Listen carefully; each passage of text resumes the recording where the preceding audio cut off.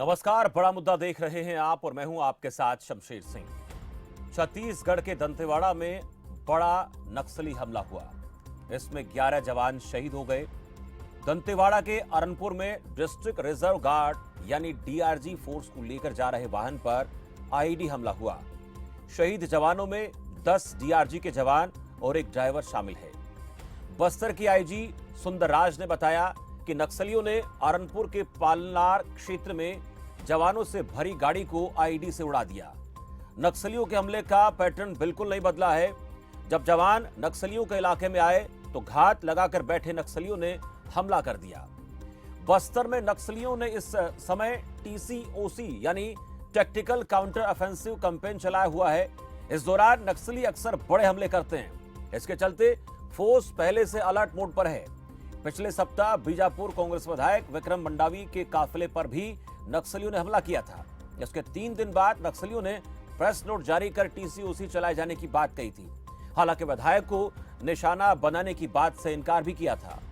हमले को लेकर सीएम भूपेश बघेल ने कहा कि नक्सलियों को छोड़ा नहीं जाएगा। यह घटना बहुत दुखद है। नक्सलियों के खिलाफ हमारी लड़ाई अंतिम चरण में है। हमले को लेकर गृह मंत्री अमित शाह ने सीएम बघेल से बातचीत की। उन्होंने केंद्र की तरफ से हर संभव मदद का भरोसा दिया। हमले पर पूर्व सीएम रमन सिंह ने कहा कि यह कायराना हमला है, लेकिन हर हमले के बाद बघेल यही बात कहते हैं और उसके बाद भी बड़ा हमला हो जाता है। यह कहा कि नक्सलवाद के खिलाफ कोई ठोस कदम नहीं उठाया जा रहा। वही प्रधानमंत्री मोदी ने कहा कि दंतेवाड़ा में छत्तीसगढ़ पुलिस पर हुए हमले की कड़ी निंदा करता हूं।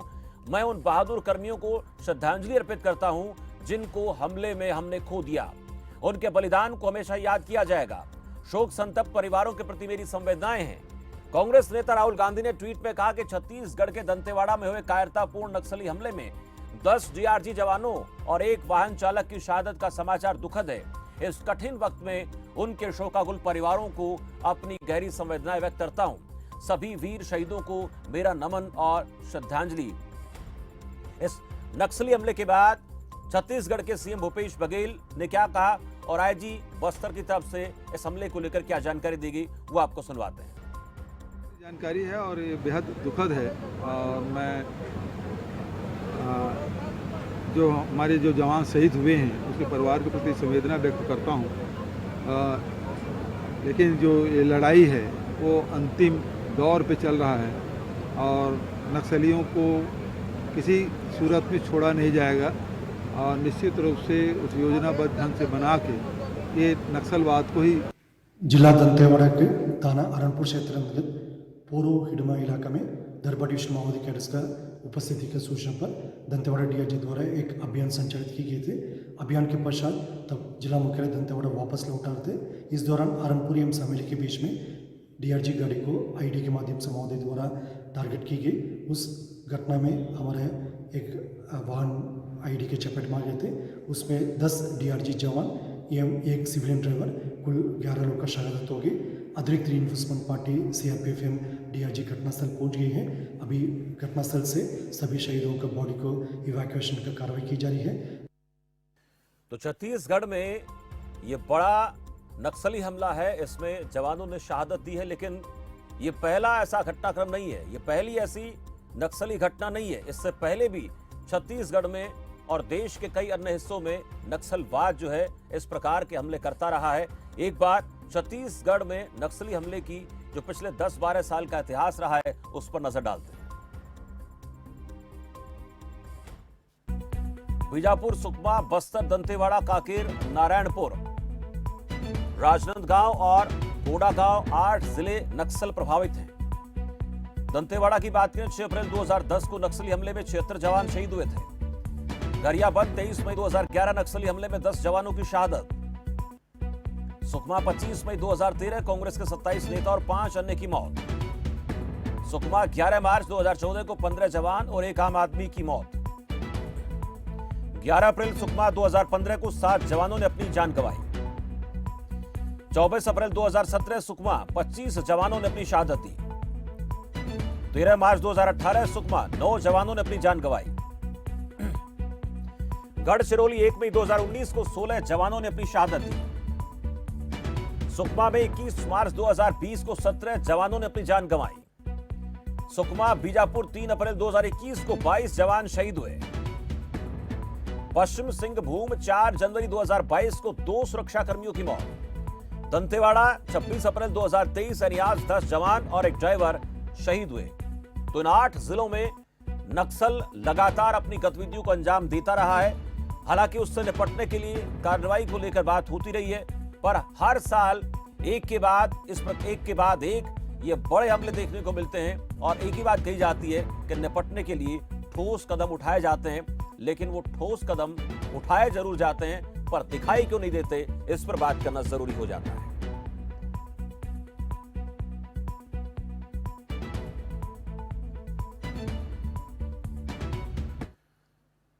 तो दंतेवाड़ा में एक बड़ा हमला, हालांकि इसको कायरतापूर्ण इसलिए कहा जाएगा क्योंकि छिपकर वार करना कायरों की निशानी होती, लेकिन इनका काम ही छिपकर वार करना है। नक्सलियों का काम ही इस प्रकार से ब्लास्ट करना है और पिछले कई दशकों से ये अपनी इन गतिविधियों को अंजाम देते रहे और इनसे निपटने के लिए अक्सर एक बात कही जाती है कि नया प्लान लेकर आए हैं, नई योजना लेकर आए हैं, नया अभियान लेकर आए हैं, समाधान लेकर आए हैं, प्रहार लेकर आए हैं, लेकिन वो प्रहार या समाधान दिखते क्यों नहीं है? अगर दिखते होते तो आज ये बड़ा हमला नहीं होता। इस पर बात करने के लिए मेरे साथ कुछ खास मेहमान हैं। राम अवतार तिवारी राजनीतिक विश्लेषक हैं, संजय श्रीवास्तव भारतीय जनता पार्टी प्रवक्ता मेरे साथ हैं, प्रफुल्ल बख्शी रक्षा विशेषज्ञ मेरे साथ हैं। आप तीनों का इस चर्चा में बहुत स्वागत है। पहला सवाल मैं संजय श्रीवास्तव से करना चाहूंगा, कांग्रेस पार्टी प्रवक्ता भी मेरे साथ जुड़ेंगे। संजय श्रीवास्तव जी, सवाल महत्वपूर्ण हो जाता है जब हर साल इतने बड़े हमले होते हैं और हर कोई पार्टी का नेता, जिस पार्टी की सरकार होती है, एक ही बात कहता है, हमला बड़ा है लेकिन हम इसका जवाब देना जानते हैं, निपटा जाएगा। क्यों नहीं आज तक निपटा गया? देखिए शमशेर सिंह जी, दरअसल विषय यह है, देखिए नक्सलवाद जो है, नक्सलवाद एक राष्ट्रीय समस्या है और वर्ष 1967 जब इस देश में कांग्रेस की सरकार की नक्सलवाड़ी से नक्सल छलकड़ जो प्रारंभ हुआ, आज तक उसका दंश जो है देश और प्रदेश की जनता झेल रही है। दरअसल ये घटनाएं बीच बीच में होती हैं और वास्तव में बड़ी गंभीर विषय है। मैं अपनी बात को प्रारंभ करूं इसके पहले जो घटना हुई है जिसमें 10 जवान शहीद हुए, एक ड्राइवर की मौत हुई है, जो हम सबकी रक्षा करते हुए जिन्होंने अपनी शहादत दी है, उनका मैं नमन करता हूं भारतीय जनता पार्टी की ओर से। लेकिन देखिए ऐसा है कि जब हम प्रदेश में छत्तीसगढ़ राज्य का निर्माण हुआ और विरासत में जब हमको इस तरह की समस्या मिली, नक्सली समस्या, 15 साल इस प्रदेश के अंदर हम सरकार में थे। संजय जी, और आपको ध्यान होगा, मैं ध्यान दिलाना चाहूंगा कि सरगुजा मुझे लगता है ट्राइबल क्षेत्र है, संजय जी एक मिनट, और बस्तर जो हमारा ट्राइबल क्षेत्र है, यहाँ बख्शी जी आवाज सुन पा रहे हैं आप? विरासत के रूप में मिली थी। सरगुजा शांत है, एक भी नक्सल घटना नहीं है, बीजेपी की सरकार की उपलब्धि थी। एक मिनट सर, संजय जी, वहां पे समाप्त हो गया। संजय श्रीवास्तव जी मेरी आवाज आप सुन रहे हैं? बस्तर में हम जरूर उतनी कामयाबी हासिल नहीं कर पाए। एक मिनट, संजय जी को एक बार दोबारा से कॉल मिलाएं और मैं एक बार चेक करना चाहता हूं कि बख्शी साहब को जो है मेरी आवाज सुन रही है क्या? बख्शी साहब आवाज सुन पा रहे हैं आप मेरी? मेरी आवाज आ रही है? जी सुन पा रहा हूं सर। आपको संजय श्रीवास्तव की आवाज सुन पा रहे थे आप सर? मैं सबकी आवाज सुन पा रहा था, मेरे को पर यही नहीं कॉन्फिडेंस की क्या मेरी आवाज आ रही है आपको क्लियरली? जी सुन पा रहा हूं मैं आपकी आवाज। Okay, thank you. ठीक है, चलिए अब संजय श्रीवास्तव के पास चलते हैं। उनकी आवाज जो है वो मेरी आवाज नहीं सुन पा रहे थे। संजय जी मेरी आवाज सुन पा रहे हैं आप? सामने आनी चाहिए थी। संजय श्रीवास्तव जी मेरी आवाज आप तक पहुंच रही है क्या? चलिए फिर से एक बार संपर्क करें उनसे दोबारा, क्योंकि जब तक वो बोलते रहेंगे मेरी आवाज उन तक नहीं जाएगी तो फिर बात ठीक से नहीं हो पाएगी। तब तक एक सवाल बख्शी साहब से मैं करना चाहूंगा। बख्शी साहब, जिस तरह से एक के बाद एक लगातार हमले होते रहे, हम उनको जरूर कायरतापूर्ण कहते रहे, पर ऐसी इस प्रकार के हमले कई सवाल खड़े करते हैं हमारे सिस्टम पर, हमारी सरकारों पर, और एक के बाद एक ये कहना कि इंतजाम कर रहे हैं, हम अभियान चला रहे हैं, उन अभियानों का क्या हुआ? थैंक यू वेरी मच आपके प्रोग्राम में लाने के लिए। For I am very sorry, ये इतनी दुखद घटना है।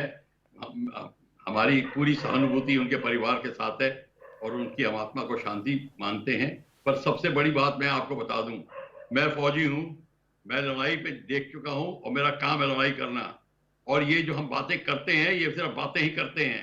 पहली बात है वो कायरतापूर्ण का मतलब क्या है? ये तरीका ही है अटैक करने का, यही तो एसओपी है, स्टैंडर्ड ऑपरेटिंग प्रोसीजर यही है।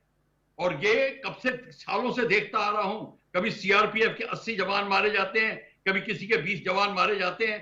प्रॉब्लम ये है, और ध्यान से सुनिए, मैं आपको प्रोफेशनल बात बता रहा हूं, जी। क्योंकि इनकी लीडर इनको जो कमांड एंड कंट्रोल है वो कमजोर है इनका। इनको ठीक से लीड नहीं किया जाता।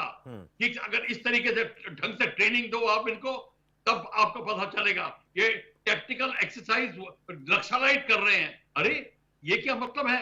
हमारे प्रोफेशनल हैं, इनको किस तरीके से एडवांस करना है, क्या किस तरीके से आपको छुप के वार करना है।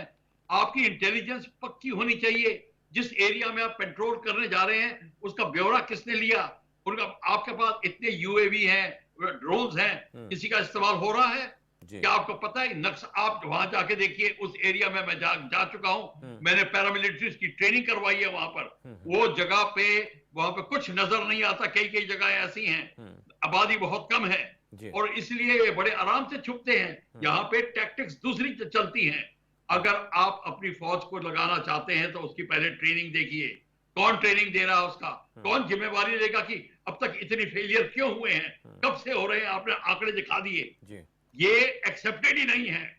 इसका मतलब है हम प्रोफेशनली अप्रोच नहीं कर रहे और इसलिए किसी को जिम्मेवार ठहराना पड़ेगा। अगर हमारे ऑफिसर्स की ट्रेनिंग नहीं है तो पहले उनकी ट्रेनिंग करवाइए। सिर्फ वर्दी पहनने से नहीं हो जाता कि आईपीएस का बिल्ला लगाया और तो आप आपकी ट्रेनिंग पूरी हो गई। मैं माफी चाहता हूं, ये हम अपने आप को धोखा दे रहे हैं और अपने जवानों को शहीद करवा रहे हैं और बेकसूर लोगों को मरवा रहे हैं। ये तरीका ही नहीं है करने का। तो इसीलिए, और मैं आपको बताता हूं, आईईडी का इस्तेमाल होता है तो वो इस्तेमाल करने के लिए होता है। हम भी आईईडी लगाएंगे दुश्मन को अगर हमें धाराशाही करना है और हम भी ऐसे ही अटैक करेंगे, यही तरीका है। पर हमारे को पता क्यों नहीं चला? और हर बार आईईडी का हमला होता है। कई बार या फिर वो क्या कहते हैं, वो सडन अटैक करते हैं, हमारे लोगों को पता नहीं क्या एक्शन लिया जाए। और जब दंतेवाड़ा का जो 80 लोग मारे गए थे, वहां तो लोगों को पता ही नहीं था वो लीडर कौन था, ये नहीं पता। और कभी जब लिस्ट आती है उनके लीडर्स का कोई नाम नहीं होता। मतलब जूनियर लोग ही एक दूसरे को लीड कर रहे हैं वहां पर। ये तरीका ठीक नहीं है। इसीलिए इसका पूरा का पूरा ब्यौरा लेना है, कमांड एंड कंट्रोल की दिक्कत नजर आती है आपको प्रफुल्ल जी? डॉक्ट्रिन ढंग से लिखो और ये बताओ कि कौन सी फोर्स लगेगी, क्या उसकी ट्रेनिंग पूरी है, क्या उसके इक्विपमेंट पूरे हैं। 2-3 सवाल आपने खड़े किए हैं प्रफुल्ल जी। कमांड एंड कंट्रोल की बात कर रहे हैं, प्रॉपर ट्रेनिंग की बात कर रहे हैं कि कैसे लोग वहां पर इस चीज को टैकल कर सकते हैं। बहुत महत्वपूर्ण बात आपने कही है। इस वक्त मेरे साथ राम अवतार तिवारी भी हैं, संजय श्रीवास्तव हैं, अमित श्रीवास्तव कांग्रेस पार्टी प्रवक्ता भी जुड़ गए हैं। अमित श्रीवास्तव जी, हमें सवाल पूछना चाहूंगा। अमित श्रीवास्तव जी, हम जब भी इस प्रकार का कोई बड़ा हमला होता है तो ये बयान दे देते हैं कि देखिए ये आखिरी चरण में है, इनका खात्मा ज्यादा दूर नहीं है, इनको खत्म करना, इनसे बेहतरी से निपटा जाएगा। और आज भी हम सीएम को सुन रहे थे, लेकिन आपको आंकड़े शायद आपको पता भी होंगे, पर मैं फिर भी आपको बता देता हूं वो आखिरी चरण कौन सा है। 2010 में हमला होता है, 2011 में हमला होता है, 13 में होता है, 2014, 15, 17, 18, 19, 20, 21, 22, 23 हर साल हमले होते हैं और ऐसे ही बड़े हमले होते हैं। और हम कहते हैं कि आतंकवाद, माफ कीजिए, नक्सलवाद से निपटने के हम आखिरी चरण में। सर वो कौन सा आखिरी चरण है? क्या मान लिया जाना चाहिए कि आज के बाद 2024 में ऐसी कोई घटना नहीं होगी? शमशेर जी, सबसे पहले तो मैं आपके चैनल के माध्यम से आज जो ये दुखद घटना घटी है और आज हमारे देश के जो वीर शहीद हमारे जवान शहीद हुए हैं, मैं अपनी श्रद्धांजलि उन्हें अर्पित करता हूं। राष्ट्र के प्रति अपने कर्तव्यों के निर्वहन के में जिस प्रकार से उन्होंने आज जान गंवाई है, उनका देश सदैव ऋणी रहेगा। और उनके परिवार के साथ आज मेरी संवेदनाएं हैं और पूरा देश आज उनके परिवार के साथ खड़ा है। देखिए, लगातार आप देखिए कि शमशेर जी की जब से मैंने कहा, मैं आपसे आपके माध्यम से कहना चाहता हूं कि ये समस्या राष्ट्रीय समस्या है और देश में राष्ट्र मतलब हमारे यहाँ प्रदेश और केंद्र दोनों मिलकर लड़ाई को लड़ रहे हैं। और आज गृह मंत्री, आदरणीय गृह मंत्री जी ने भी आज फोन किया था सीएम साहब को और ये कहा है हम पूरे कंधे कंधा मिला के आपके साथ इस लड़ाई में खड़े हैं और पूरा सहयोग हम करेंगे। और लगातार मैंने आपके माध्यम से बताना चाहता हूं कि लगातार वहां पर हमारी सरकार आने के बाद पहले ये समस्या अगर आप देखेंगे 2018, मैं आपके आंकड़े को देख रहा था और मैं आपको बताना चाहता हूं कि जब से हमारी सरकार आई है, मैं आज राजनीतिक उसमें नहीं जाना चाहता शमशेर जी, टू बी वेरी फ्रैंक, लेकिन मैं आपको बता दूं कि जब से हमारी सरकार आई है तब से कार्य योजना बना के, रणनीति बना के हम वहां पर काम कर रहे हैं और अंतिम पंक्ति में बैठे हुए अंतिम व्यक्ति तक जिसको सरकारी योजनाओं का बेहतर लाभ कैसे मिले उस पर रणनीति बना के हम काम कर रहे हैं। और वहां का उसका डीप इम्पैक्ट ये हो रहा था कि लोग वहां पर सरकार से जुड़ रहे थे। लोग, अब आप देखेंगे पिछले 14 जिलों से सिमट के ये 2 जिलों में आ गया है। और लगातार कम से कम आज 650 से ज्यादा स्कूलों को हमने रीओपन किया, हजारों किलोमीटर हमने वहां पर इंफ्रास्ट्रक्चर बनाया। तो एक कार्य योजना बना के अगर व्यक्ति को सारी वो सुविधाएं मिलेंगी तो मुझे लगता है कि वो उधर दूसरे तरफ डाइवर्ट नहीं होगा। बख्शी साहब को मैं सुन रहा था, उन्होंने ठीक कहा कि कार्य योजना बना के, क्योंकि मुझे लगता है कि वो इतने वरिष्ठ है और हम लगातार उन्हें दूसरे चैनलों में सुनते आए हैं। उनका जो एक्सपीरियंस है वो हम सबका उनके सामने एक्सपीरियंस गौण है। लेकिन मैं फिर आपके माध्यम से कहना चाहता हूं कि ये राजनीति का विषय नहीं है। और जिस प्रकार से माननीय मुख्यमंत्री जी ने भी कहा कि हम उस लड़ाई में अंतिम समय में ये आ गए हैं, आप ये मानिए अंतिम छोर पे हैं, इसलिए वो बौखलाए हुए और इस कारण वो हरकत कर रहे हैं। जी ठीक है, ये आपका मानना है, ये आपका मानना है। लेकिन बीजेपी का ऐसा मानना नहीं। रमन सिंह कह रहे हैं कि देखिए व्यवस्थाओं को ठीक से नहीं संभाला जा रहा, इसलिए सब कुछ हो रहा है। आपके पास लौटूंगा, उससे पहले एक सवाल मैं संजय श्रीवास्तव से ले लेता हूं। संजय श्रीवास्तव, अपनी बात पूरी कीजिए। देखिए, मैंने अपनी बात किया था शमशेर जी कि देखिए नक्सल समस्या, इसको तो हम मानते हैं कि एक राष्ट्रीय समस्या है। और राष्ट्रीय समस्या को यदि हम प्रारंभ करें कहां से, तो 1967 नक्सल से, जो एक राष्ट्रीय समस्या बनी, ये कांग्रेस की देन हमेशा से रही है। छत्तीसगढ़ राज्य का निर्माण होता है वर्ष 2000 में, एक विरासत के रूप में हमको तमाम प्रकार की नक्सल जो समस्या हमको प्राप्त हुई थी। देखिए, विषय ये नहीं है, नक्सल की घटना समय समय पर होती है और उस पर हमारे जवान शहादत को प्राप्त होते हैं।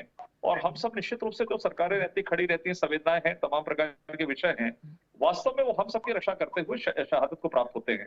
देखिए, सरकारों की मंशा क्या है आखिर लड़ने की। आज मैं आपको बता रहा था कि छत्तीसगढ़ जब हमको विरासत में मिला, सरगुजा में पूर्ण रूप से वहां पे नक्सली थे और नक्सल की घटनाएं होती थी। सरगुजा को हमने पूर्ण तरीके से ठीक किया। आज वहां पर एक नक्सल घटना नहीं है पिछले 10-12-15 वर्षों के अंदर में, बिल्कुल भी नहीं है। बस्तर जरूर हमारे लिए चुनौती का विषय रहा, क्योंकि तमाम प्रकार के जो प्रदेश हैं जो नक्सलगढ़ से आतंकित थे, रिलेटेड थे, वो वहां से जुड़े हुए हैं। लेकिन सरकार, देखिए, एक तो 2 पक्ष होते हैं। एक जो बख्शी जी ने कहा कि तकनीकी तौर पर हमारी क्या कार्य योजना होनी चाहिए, वो तो दक्ष होने चाहिए और उसके आधार पर ही काम आगे बढ़ना चाहिए। इस बात को मैं स्वीकार करता हूं। लेकिन सरकार एक बड़ा तंत्र होता है और सरकार की मंशा क्या है, राजनीति के अंदर में मंशा की बात भी बहुत बड़ी बात होती है कि हमको इस मामले में कितना आगे बढ़ना है, कितने पीछे बढ़ना है। 15 वर्षों में हमने लड़ाई ईमानदारी के साथ में लड़ी, नुकसान भी उठाया हमने, मैंने कहा आपको नुकसान भी उठाया, लेकिन बड़ी ईमानदारी के साथ में उस लड़ाई को हम लड़ते रहे। दुर्भाग्य के साथ में मुझे कहना पड़ा, राजनीति मैं भी नहीं करना चाहता, लेकिन जो एक्चुअल जो चीजें हैं, इनके घोषणा पत्र में लिखा था कि नई नक्सल नीति आएगी। आज दुर्भाग्य के साथ में कहना पड़ रहा है कि कोई नीति नक्सल नहीं है। और दुर्भाग्य के साथ में ये कानों में ये भी सुनने को मिलता था कि अब हमारी सरकार आ गई है। मैं सीधे तौर पर इसको नहीं कहता था, लेकिन ये चर्चाएं होती रही है। आज लगातार घटनाएं हो रही है।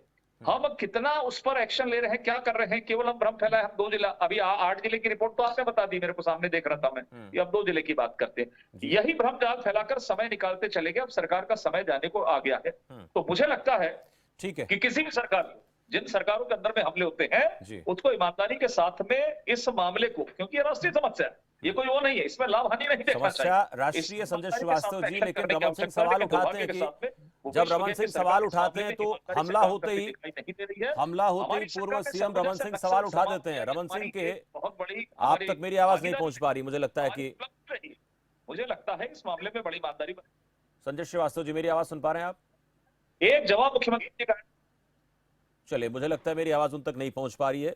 अभी हम सुन रहे थे दोनों पार्टी के प्रवक्ताओं को। प्रफुल्ल जी, अब मैं आपसे बात करना चाहूंगा। आप इस पूरे बातचीत के दौरान कुछ इशारा भी कर रहे थे, आप कह रहे थे मुझे कुछ बोलना है। अब एक तरफ तो कहते हैं सियासत नहीं कर रहे हैं हम, एक तरफ ये कहते हैं कि देखिए ऐसा हो रहा है, हमारी पार्टी की सरकार ने ऐसा किया, लेकिन हमारी पार्टी की सरकार आई तो ऐसा किया। अब ये मसला जो है वो केंद्र का राज्य का, इससे इनकार नहीं किया जा सकता। तालमेल की बहुत ज्यादा जरूरत है। और ऐसी स्थिति में क्या आपको लगता है कि तालमेल बैठाने की जरूरत नजर आती है, तालमेल बैठाया जा रहा है, या फिर ये मसला सिर्फ सियासी होकर रह गया है, वोट बैंक की राजनीति के तौर पर इसको माना जाना चाहिए? सबसे बड़ी बात यह है, ये देश का मामला है जी, इसमें तालमेल की बहुत जरूरत है। सेंटर ये नहीं कहता कि ये तो स्टेट, ये नहीं कहना चाहिए सेंटर को, अरे ये तो स्टेट का मामला है, हम क्या करें। अगर सेंटर से, स्टेट से नहीं हो रहा तो सेंटर को टेक ओवर कर देना चाहिए। हमारे देश के वासी मर रहे हैं, हमारी ये कोई ये और जो देश का बेटा होता है वो जब वितरण नहीं करते उसको सब स्टेट्स के बीच में।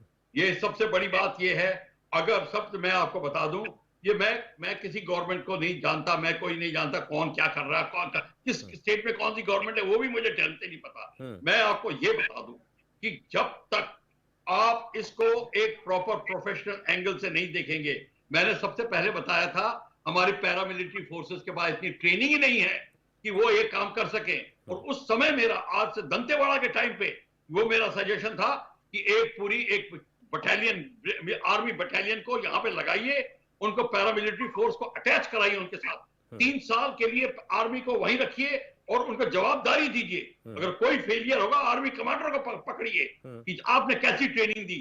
जब वो ट्रेनिंग पूरी हो जाए फिर वो आर्मी को वहां से हटाइए। इस तरीके से हम इस बात को कर सकते हैं। पर क्यों नहीं होगा मैं आपको बता दूं, क्योंकि सबके ईगो इतने बड़े बड़े हैं तरबूजे की तरह। वो नहीं चाहते कि हम डिफेंस मिनिस्ट्री के जो आर्मी है उसके अंडर हम काम करें। होम मिनिस्ट्री, डिफेंस मिनिस्ट्री, ये पैरामिलिट्री, आर्मी, ये सारा सवाल पैदा शुरू हो जाते हैं। ये है ईगो का खेल। इसके कारण आपके हमारे लोगों की ट्रेनिंग पूरी नहीं हो रही। और आर्मी की जबरदस्ती तो कर नहीं सकती, कहते हमें नहीं बुलाना चाहते, हम क्यों जाके बीच में घुसे। सारी बात ये है। और मेरे को पता है इनकी क्या ट्रेनिंग है। मैंने कश्मीर में भी देख लिया क्या हालत होती थी सीआरपीएफ की, कि उनका जवानों का कोई कसूर नहीं है, कसूर है उनके ऑफिसर्स का। वो नहीं ट्रेनिंग देते उनको ठीक, और ऑफिसर्स का कसूर भी इतना ही नहीं मैं कहूंगा जब उनको ट्रेनिंग नहीं मिली। तो क्वेश्चन ये है आपने ट्रेनिंग कितनी दी है। सबसे बड़ी बात ये है उनकी टैक्टिक्स कमजोर है। किस तरीके से एडवांस करना है जंगल के अंदर, क्या नीति कर, ये जो जिसको दाव पेच कहते हैं टैक्टिकल, वो सीखने से आते हैं। कोई पैदाइशी किसी के पास नहीं होता है ये नॉलेज, ना हमारे पास था, ना फौज के पास है, ना किसी के पास होगा। आपको मेहनत करके पसीना बहा के सीखना पड़ता है और फिर आपको उसको इस्तेमाल करना पड़ता है। ये हम करने को तैयार नहीं जी।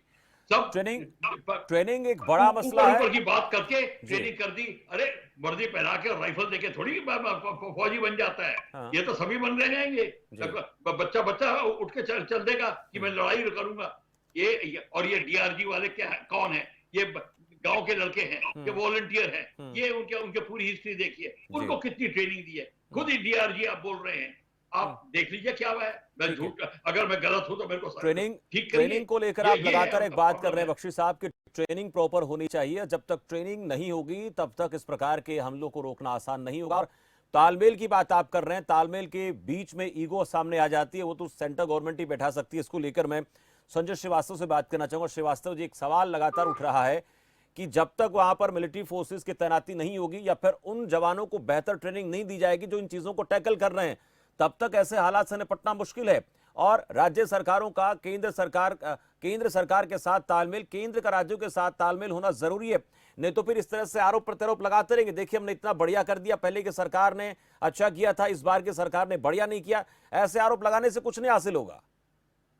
नहीं, बिल्कुल ठीक कहा आपने। ये एक ऐसा विषय है, इसमें तो केंद्र सरकार और राज्य सरकार, मेरी आवाज आ रही है संक्षेप में? मैं सुन पा रहा हूं सर जी। देखिए ऐसा है, इसमें वास्तव में जो चीजें हैं, मैंने कहा ना, एक राष्ट्रीय समस्या कोई प्रदेश की या मेरी और आपकी समस्या का विषय नहीं है। इसमें निश्चित रूप से केंद्र और राज्य सरकार का जो कॉम्प्रिहेंशन प्लान बनाकर एक्शन लेने की आवश्यकता है। और इसमें जो भी तकनीकी तौर पर जो चीजें आवश्यक है, जैसे मिलिट्री फोर्सेस की बात हुई या बख्शी साहब ने जिस बात को कहा है कि हम पूरी तैयारी के साथ में उसकी ट्रेनिंग और तमाम प्रकार के जो विषय हैं उसको लेकर काम करने की आवश्यकता, उसमें कहीं दिक्कत नहीं है। लेकिन ये बात भी सत्य है, देखिए मंशा जब तक नहीं होगी, आप किसी के हाथ में तलवार दे दें, हाथ में आप राइफल दे दें, यदि उसके अंदर में ताकत नहीं है, विल पावर नहीं है, मंशा नहीं है, तो ये कहीं ना कहीं उनकी जो कार्रवाई है उसमें कोई विघ्नता पैदा नहीं होनी चाहिए। मंशा में किसकी मंशा में आपको खोट नजर आता है जी? श्रीवास्तव जी, किसकी मंशा में आपको यहाँ पर खोट नजर आता है?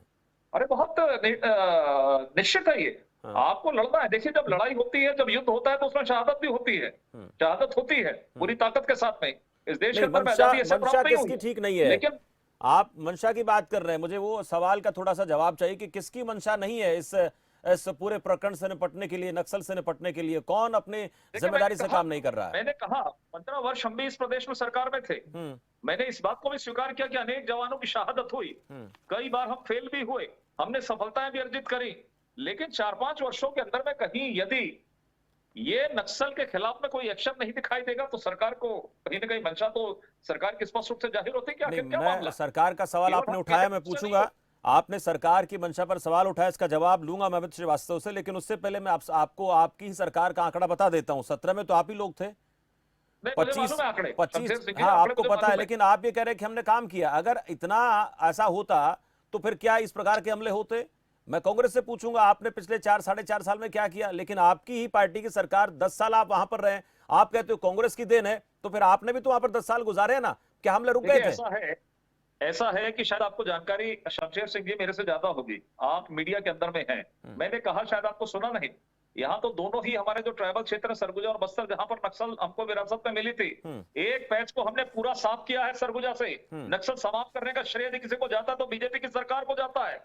बस्तर में भी हमने ईमानदारी के साथ में लड़ाई लड़ी है। मैं सुकमा के आंकड़े बताऊं आपको, आपने कहा कि देखिए ये अपना ये क्या करते हैं नक्सल, नक्सल की नीति भी संजय नहीं बना श्रीवास्तव जी, पाएगी। नक्सलियों का एक एजेंडा होता है, अगर वहां से उनको खदेड़ दिया जाता है तो फिर दूसरी जगह आ जाते हैं। सुकमा 2013, सुकमा 2014, सुकमा 2015, सुकमा 2017, सुकमा 2018, सुकमा 2020, ये सुकमा में ये अपना एंगल चेंज कर लेते हैं, स्थान पर परिवर्तित कर लेते हैं। आज इनको यहां से खदेड़ दिया गया तो दूसरे स्थान पर चले जाते हैं, तो ये तो सुकमा के आंकड़े, आपकी सरकार के आंकड़े हैं। नहीं, मैं 20 को मान रहा छोड़ हूं दिया इस जाऊं, बात को। मैं कहा हाँ। इस नक्सल के मामले में हम राजनीति नहीं करते। नहीं, आप मैं ही सौ कह रहे हैं कि अपनी हमने बातों को खदेड़, वहां से प्रारंभ हमने किया संकुचित है। कर दिया, 2 जगह लेकिन सीमित कर चूंकि दिया। 3-4 राज्यों का सम्मिश्रण है वहां पर, इस वजह से इस तरह की दिक्कतें आती है, सरकारों को दिक्कतें आती है, और शायद इसीलिए कॉम्प्रिहेंशन प्लान बनाने की आवश्यकता है केंद्र के साथ ठीक है। में। लेकिन आपकी नीति ही यदि किसी राज्य सरकार के अंदर में जहां आपकी समस्या है, आपकी नीति ही नहीं है जो आप नीति बनाकर लड़ना चाहते थे, कहीं कुछ दिखाई नहीं देगा, तो सवाल तो खड़ा होगा, निश्चित रूप से चलिए सवाल खड़ा ठीक है, होगा। मैं पूछूंगा, एक इस लंबे बात का समय तक जवाब हमने लूंगा किया, अमित मैंने कहा- श्रीवास्तव से। अमित श्रीवास्तव जवाब लूंगा, लेकिन उससे पहले राम अवतार तिवारी मेरे साथ बने हुए, बीच में डिस्कनेक्ट हो गया था। राम अवतार जी, मेरी आवाज सुन पा रहे हैं आप? राम अवतार जी, आवाज सुन पा रहे हैं मेरी आप? चलिए, लगता है राम अवतार जी तक मेरी आवाज नहीं पहुंच पा रही है। अमित श्रीवास्तव से जान लेता हूं। अमित श्रीवास्तव, आप सुन रहे थे संजय श्रीवास्तव, जी। उनका कहना था कि मंशा ही नहीं है सरकार की, अगर मंशा होती तो फिर इस प्रकार के हमले नहीं होते। देखिए, मैंने पहले ही कहा था कि राजनीति का विषय नहीं है, लेकिन भाजपा के सम्मानित प्रवक्ता ने मनसा पे अगर प्रश्न चिन्ह उठाया है तो मैं आपको बता दूं, गिल साहब यहाँ पर आए थे और गिल साहब को उन्होंने कहा था कि आप सिर्फ तनख्वाह रखिए, तनख्वाह आप लीजिए, बाकी हम देख लेंगे। तो ये इनकी मंशा थी। और झीरम के जो छींटे जिसमें हमने अपने प्रथम पंक्ति के नेताओं को खोया है साहब, इनके ही कार्यकाल में हुआ था। और 15 सालों तक जो इनकी सरकार थी, शमशेर साहब, इनकी सरकारें 15 साल यहाँ पर थी, और 15 सालों में नक्सलियों ने फन इनकी सरकार ने उठाया। और जिस प्रकार से मैं आपको बताना चाहता हूं कि जो प्रशासनिक निरंकुशता थी इनके कार्यकाल में, और जो लगातार भ्रष्टाचार था, ये C³ पे चलने वाली सरकार थी साहब, कट, करप्शन और कमीशन। और जिस कारण आप देखिए कि वहां पर आदिवासियों पे अत्याचार भी हुआ, और हमने उसके लिए पटनायक कमेटी बना के 800 से ज्यादा जिनको लोगों को इन्होंने फंसाया था उसको रिहा किया गया। तो ये इनकी मंशा थी। और रही बात, मैं एक चीज मान सकता हूं, बख्शी साहब की मैं बातों से पूरी तरीके से सहमत हूं कि केंद्र और राज्य को मिलकर रणनीति बनाना चाहिए, नीति बनाना चाहिए, और लगातार एक मॉनिटरिंग करना चाहिए, और वो होती भी है। लेकिन मुझे ऐसा लगता है कि जिस प्रकार से हमारी सरकार ने, मैं दोनों सरकार की बात कर रहा हूं, मैं एक बात, आप रणनीति की बात कर रहे हैं, हैं। रणनीति क्या, इनसे निपटने की रणनीति बनानी जरूरी है, या फिर जो नक्सलवादी, ये नक्सलवादी कौन लोग, हम सब जानते हैं, इन लोगों को समाज की मुख्य धारा से जोड़ने के लिए धरातल में क्या काम करना चाहिए? हमें उनके लिए शिक्षा, स्वास्थ्य, बिजली, पानी, उनके जमीन, जंगल, इस पर काम करना चाहिए, और यही तो मांग कर रहे हैं। इसी के चलते कहीं ना कहीं ये पनपा है, और एक जो अमीर गरीब के बीच खाई पैदा होती है, वो इसकी जड़ है, उस जड़ पर काम करने की जरूरत नजर आती है। वहां शायद हम चूक रहे हैं, जो बड़ी चूक हो रही है, जहां तक मेरी समझ है। निश्चित तौर पे अगर आप ऑक्सफैम के रिकॉर्ड्स भी देखेंगे, डाटा देखेंगे, तो आपकी बात 100% सही है। लेकिन मैं आपको बता दूं कि हमने कार्य योजना बना के जो काम किया, इंफ्रास्ट्रक्चर पे हमने काम किया, हजारों किलोमीटर सड़कें बनाई, हमने स्कूल को रीओपन किया, अंतिम पंक्ति में बैठे हुए व्यक्ति को सरकारी योजनाओं का, अच्छे स्वास्थ्य का उनको लाभ मिला। उसके बाद आप देखिए कि लोग अपनी मुख्य धारा से जुड़ रहे थे। मैंने कहा ना, और कार्य योजना बना के, क्योंकि हम इस लड़ाई में, जैसे मुख्यमंत्री जी ने कहा कि लगातार आप वो पीछे हट रहे हैं, तो वो जब पीछे हट रहे हैं तो इस प्रकार की कायरानापूर्ण हरकत कर रहे हैं, लेकिन उनको मुंह ये को जवाब भी दिया जाए। कायराना हरकत का नाम हम दे देते हैं, लेकिन लगता नहीं बख्शी साहब इस बात का समर्थन करेंगे। पहले इस बात को लेकर कह चुके हैं कि उनका तरीका है करने का। मैं राम अवतार जी के पास जाऊंगा। राम अवतार जी, मेरी आवाज आप तक आ पा रही है? आ रही है, आवाज आ रही है। सर, मैं ये जानना चाह रहा था, इस पूरे प्रकरण को देखें, इस घटनाक्रम को देखें तो हर साल ऐसा होता है और हर साल इस प्रकार की बड़ी घटनाएं होती हैं, उसके बाद फिर आरोपों के एक दूसरे पर बड़े बड़े आरोप लगा दिए जाते हैं, हम अच्छा कर रहे हैं, इन्होंने खराब किया। असल में ये है क्या, और इससे निपटने के जो इस वक्त हम कारगर तरीके से काम करने की बात कर रहे हैं, वो होता दिख रहा है क्या आपको? देखिए, कारगर तरीके से काम तो हो रहे हैं, नहीं होते तो नक्सली घटनाएं जो आंकड़े हैं वो नहीं बोलते जी। काम तो हो रहे हैं। नक्सलवाद जिस तरह से पूरा पनपा हुआ था वो धीरे धीरे कम हुआ है। अब ये बात है कि इस समय दुखद बात यह है कि राजनीति ज्यादा हो रही है, राजनीतिक आरोप प्रत्यारोप ज्यादा हो रहे हैं। अगर केंद्र और राज्य सरकार संयुक्त रूप से अभियान चला के जब बड़े बड़ी समस्याएं हल हो जा रही है, ये समस्या हल क्यों नहीं हो सकती? इस दिशा में अगर सार्थक चर्चा हो, सार्थक बहस हो और रोड में बना के कार्यक्रम तय करके करें तो ये उसकी सरकार है, मेरी सरकार, उसकी सरकार सफल है, उसकी सरकार असफल है, इसमें उलझ के हम नक्सलियों को मौका दे रहे हैं। और उन जो गरीब आदिवासी जो बेचारे वहां रह रहे लोग हैं उनके लिए कुछ रास्ता निकाले, उनके वो दिशा में काम नहीं कर पा रहे हैं। तो शायद अगर इस दिशा में काम होता या हो तो ज्यादा फायदेमंद होता। जी ठीक है, छोटा सा रिएक्शन मैं लेना चाहूंगा इसको लेकर। संजय श्रीवास्तव जी, केंद्र राज्य सरकार को बैठकर कोई तैयारी करनी पड़ेगी, और जिस तरह से ये लोग गलत हाथों में चले गए हैं, 2004-5 से पहले की स्थितियां और थी, लेकिन अब तो कहीं ना कहीं विदेशी ताकतें भी इनके साथ आ गई हैं, लेकिन ये लोग तो हमारे ही हैं। अब इन लोगों को हमें समाज की मुख्यधारा से जोड़ना पड़ेगा, और जोड़ तब पाएंगे जब इनको लगेगा कि इनके मन में जो एक भाव ऐसा हो गया है कि नहीं, हमारे साथ कोई नहीं है, हमको अकेला छोड़ दिया गया और हम जो है क्रांति करने के लिए पैदा हुए हैं। इस प्रकार से माओवादी सोच जो है विकसित होने के आरोप लगते रहे कि ये इस प्रकार की घटनाओं को ऐसे अंजाम देते रहेंगे।